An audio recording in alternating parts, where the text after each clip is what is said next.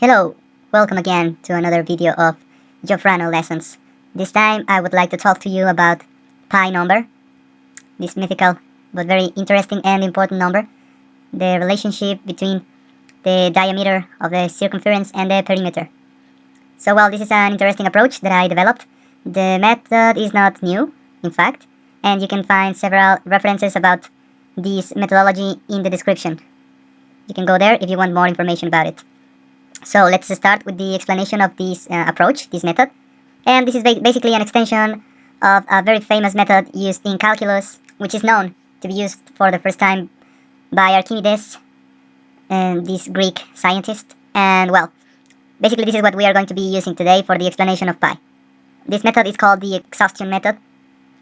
So basically it consists in raising the number of sides of an inscribed polygon in the circumference. We are going to start with the circumference with radius equal to 1, the unit circle. So we know that the area for a circle is pi times r squared, where r is the radius, and then the area for this unit circle will be just pi. So we're going to start with an inscribed triangle. This is the simplest figure that we can use inside the circumference, and this is depicted in orange.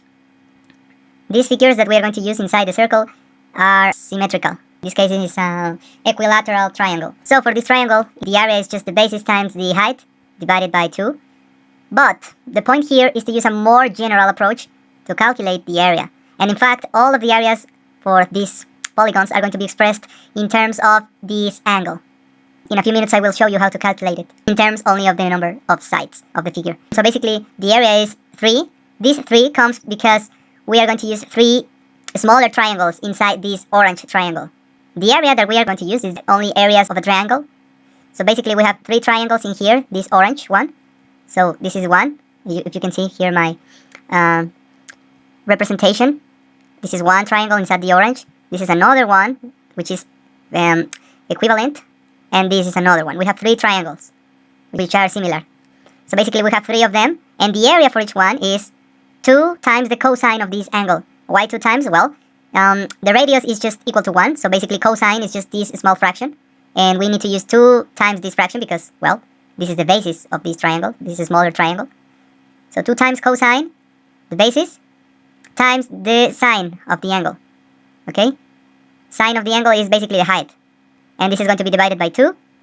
So that's the area for this triangle. And then you have to multiply by 3 to obtain the total area of this orange triangle, this bigger one.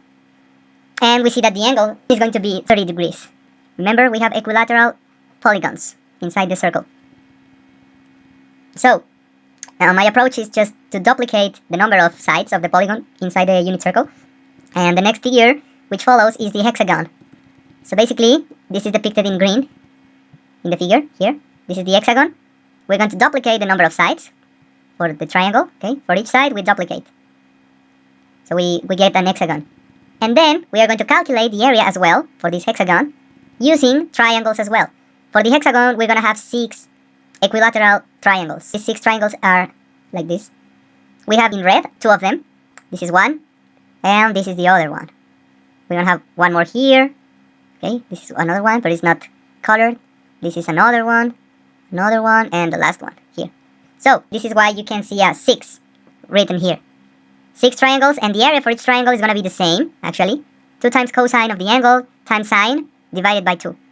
But this time the angle is going to be different for the hexagon, okay? Now, the angle that we are going to use for the hexagon, okay, for this triangle that we have here, the angle is going to be doubled, actually. It's going to be 60, right? Because each one of these angles inside the hexagon is 120 degrees, okay? 120, so half of it is just 60 degrees. So you just need to use that value of 60 degrees in this formula to get the explicit area for the hexagon. So one more time, obviously I'm not going to show an infinite process. I'm just going to stop here for the dodecagon. Okay, if we duplicate again, we are going to get this figure in blue, which is the dodecagon. We duplicate each side of the hexagon, and the formula is going to be the same actually, but this time we're going to have 12 triangles. 12 smaller triangles here. This is going to be 1, 2, 3, 4, and so on. And finally, the angle for the dodecagon is going to be 75 degrees. There's a formula that we are going to use, or maybe you already know, to calculate the angle for each regular polygon. So, well, 75, we stop there, and then, obviously, if we continue this process, the area for any inscribed figure and the angle are going to be calculated only in terms of the number of sides of the polygon, which I just labeled as m. So, this is expressed in this way. We're going to have m triangles. The formula is the same, 2 times cosine times sine divided by 2, formula of the triangle. But we have an implicit trigonometrical identity, and in the end, you're going to have m, the number of sides, times sine of 2 times the angle, divided by 2. And this angle is going to be calculated with this relationship, 180 degrees times m minus 2. This m is the number of sides, remember? And the result is going to be divided by 2 times m. So basically, that is the formula to calculate the area for any inscribed regular polygon inside the unit circle. But remember, obviously, this formula applies for any value of m equal or greater than 1, but because this method, it's about duplicating and starts with the triangle, the values for m are going to be 3, 6, 12, 24, and so on. We're going to keep duplicating the number of sides. And I just added this identity here to justify this step right here. So we're going to have a very important simplification using some identities one more time. And we're going to substitute the angle here in the formula for the area inside the sine function. So if we use that, we get this. And making some simplifications, okay, some algebra, very basic algebra, you're going to have this. And we can use these identities one more time, the sign of the sum of angles or subtraction. And if you use that, you're going to have this formula in blue. M divided by 2 times sine of 360 degrees divided by m. Remember, m is the number of sides. And the values for m are going to be from 3, 6, 12, 24, and so on, duplicating. So, well, in order to get to pi, formally we will need to make an infinite number of duplications. Because the circle basically is a figure that has an infinite number of sides. So, we stopped with this result, and if we use some trigonometric identities, we're going to get, well, basically the trigonometric identities that we are going to use are these ones. Okay, the expression of sine, the sine function in terms of cosine, and the cosine function for the half the angle in terms of the angle. This is basically the formula. I guess you already know them. It is very useful. And if we do that, okay, and also, besides these trigonometric identities, we are going to require a quantity, okay, a number, variable, and instead of m, we need a number that runs from 0 to infinity, an integer that runs from 0 to infinity. So, doing that, we express m like this, 3 times 2 to the nth power. And n this time can go from 0 to infinity. So now we have this quantity and we have the trigonometric identities. And doing that, we're going to get this very interesting formula, okay, to calculate the area for any inscribed figure. Remember, each value of n corresponds to a certain figure, right? For example, 0 is for the triangle, 1 is for the hexagon, 2 is for the dodecagon, etc. So each value of n represents an inscribed figure. So this is the formula that we have. 3 times 2 to the n minus 1 times sine of this angle, 120 degrees, divided by 2 to the nth power. So I'll just provide you with some examples, with some numbers, or some values for n. For example, n equal to 0, we get this area for the triangle. You can verify, actually, this result, that it's true. For an equilateral triangle inside the unit circle, this is going to be the area. For the hexagon, you're going to have this. For the decagon, for example, you're going to have this, 3, and so on. And if you are careful enough, you look at the pattern of these formulas, we can generalize and infer a very interesting result, which is valid for, well, this is going to be valid in terms only of square roots, okay? And actually, this is quite impressive to realize that is the square root of the number 2 that is going to be implicit to express pi. So for, this formula is going to be valid for n greater or equal to 1. If we generalize, we get this. We get to this. The area for any inscribed figure in terms of the square root of 2 is 3 times 2 to the power or to the n minus 2 times these nested, they are called nested square roots, one inside the other, and just realize that there is a minus sign for the first root, and the rest of them are going to be positive. The last root contains the information of the cosine that we are using, in this case according to the blue formula, which is 120 degrees. Okay, so we get to this, and we're gonna have n square roots. Obviously, n has to be different than 0. Okay, at least we need 1 square root, and I'll show you a bit later some values like this. So for example, for n equal to 0, 1, 2, or 3, you get this result. Okay, at least remember you need to have 1 square root to express the area. In this case, for the triangle, the hexagon, the dodecagon, and so on. But well, let's say that this pattern, okay, is not strictly followed by the 0, by n equal to 0. You can see there is this exception, okay, 0. And this is because, well, the approximation for a circumference obviously is pretty bad when you have a triangle, right? So the formula or this pattern is not followed. But when you have, for example, a hexagon, the formula starts to apply, okay, n equal to 1. At least you have 1 square root, and you're going to have nested square roots with the number 2. For 0, you're going to have a 4, and for 1, you're going to have a 2. You will start looking at this pattern. N equal to the dodecagon, okay? You're going to start to have these nested square roots, one inside the other. N equals to 3, you have 3 square roots, one inside the other, and in the last root, you will always get this quantity, 2 times cosine of 120 degrees. Obviously, well, for the number 1, you're going to have a minus sign, okay? Because you need to have only 1 square root. This is the only exception to the rule regarding to the sign. So it is very interesting, actually, what I just found. As I told you in the beginning of the video, this is not new. This was done before, but the interesting thing that I want to show you is a more general formula and an easiest one, okay, that can be actually obtained from here. So if you are careful enough, well, as I was telling you, in the limit when this goes to infinity, okay, if this regular polygon inside or inscribe the unit circle is infinity or goes to infinity, this pattern is continued up to infinity or in the limit, you would get pi, the number pi. Okay, so basically pi is expressed like the limit when n goes to infinity of this quantity, the area of the polygon inscribed in the unit circle, and you're going to have an infinite number of square roots. Obviously, for an infinite number, well, this is not going to be possible to evaluate because this is finite. Okay, so keep that in mind. This has to be finite for a finite n. Okay, like for example, n equals to 3, right? 3 square roots, and in the last or the third square root, you have this quantity.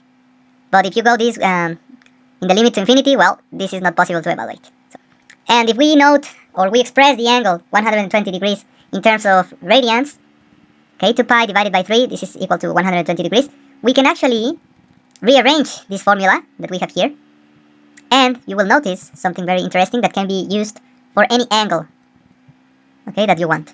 This is a finite quantity, remember. But I wanted to show this in order you to understand the generalization of the formula. So if you rearrange this, we divide by 3 both sides of this equation, and we multiply by 2.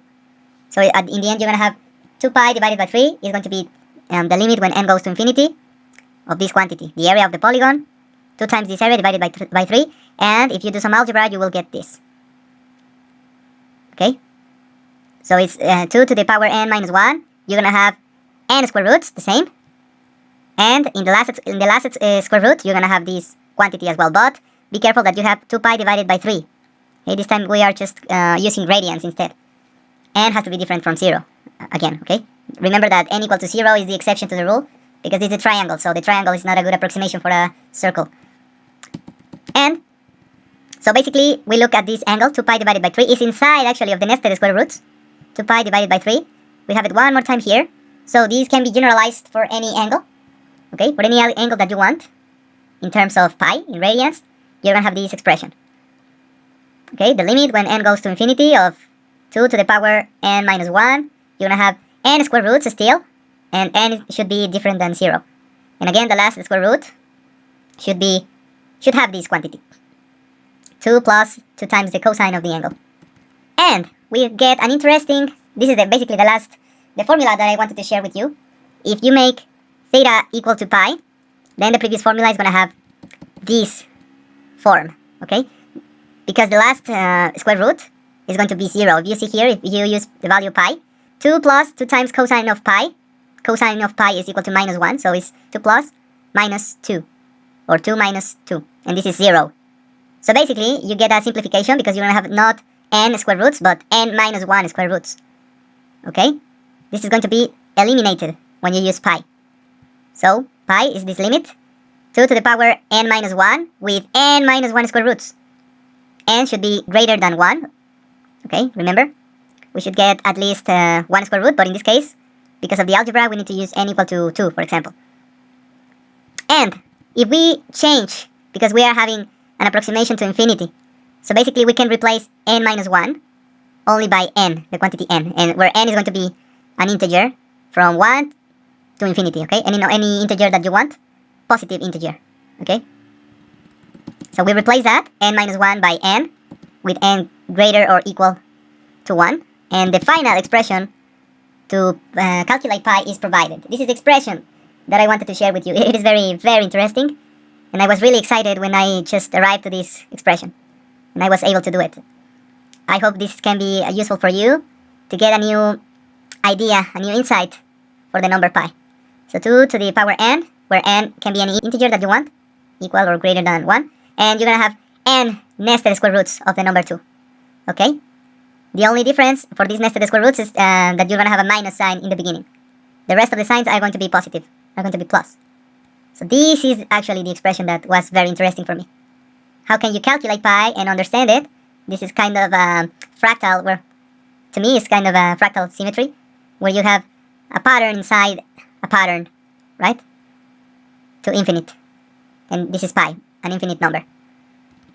An irrational infinite number, basically. So yeah, I provided you with some values of n as an example, so you can estimate the power of this method or this approximation. You can evaluate it. And the main point of this, or the main advantage that I just found, is that you can calculate pi without the use of a computer. You can do it by hand.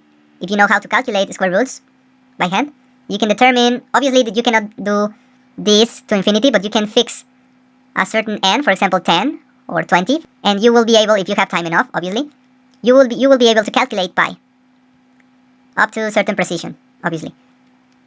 So I just provided you with maybe 4 values of the square roots, or n in this case. So for example, for n equal to 10, you get this number. This is approximately equal to pi, and you get this precision of 5 decimal digits after the point.